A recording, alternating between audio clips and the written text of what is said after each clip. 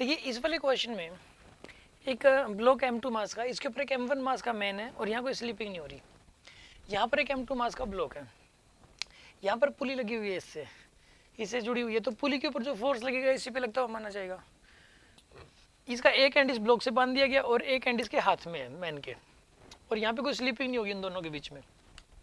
ये इनका combined centre of मास है, ये डिस्टेंस x1, ये डिस्टेंस x2।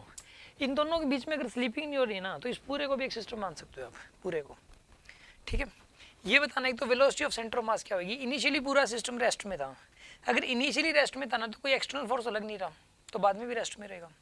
इनिशियली पूरा सिस्टम रेस्ट में, इसका मतलब सेंटर ऑफ मास भी रेस्ट में, और कोई एक्सटर्नल फोर्स नहीं लग रहा, तो पूरा सिस्टम भी रेस्ट में रहेगा। फ्रिक्शन लग नहीं सकता, देखो स्मूथ सरफेस है हर जगह, क्या एक्सटर्नल फोर्स लगेगा।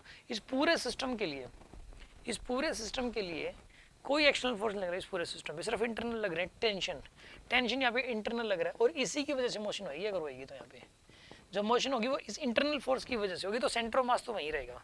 तो पहले का आंसर है कि centre of mass will remain at rest, centre of mass will remain at rest.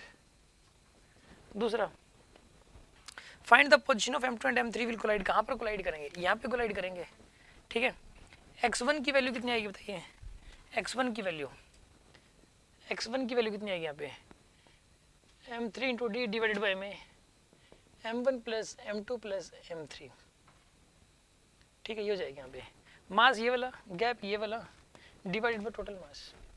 और x2 की वैल्यू बताइए, x2 भी निकालना हो तो ये वाला मास पूरा M1 plus M2 into D divided by M1 plus M2 plus M3, ये x2 आ गया आपके पास।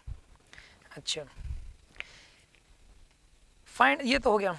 एट एनी, थर्ड पार्ट है, at any general time velocity of M2 is v1। इसकी वेलोसिटी किसी जनरल टाइम पे v1 है और इसकी v2 है इधर M3 की, किसी जनरल टाइम पे। रिलेशन बताना है v1 v2। मोमेंटम तो कंजर्वेशन रहेगा ही, कंजर्व रहेगा मोमेंटम।